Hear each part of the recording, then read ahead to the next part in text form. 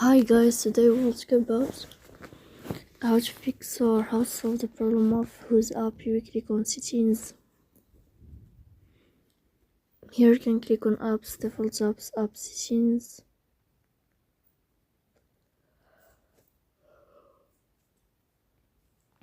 And above we can search about whose app. And you will enter here. Then this page of app info, you can click on first stop and you can click OK. Then you will enter to the window of storage. Here you can click on clear cache. Don't click clear data because that can delete your account. In the end, you can turn off your phone and you can turn on your phone again. So please don't forget to support us by like and subscribe.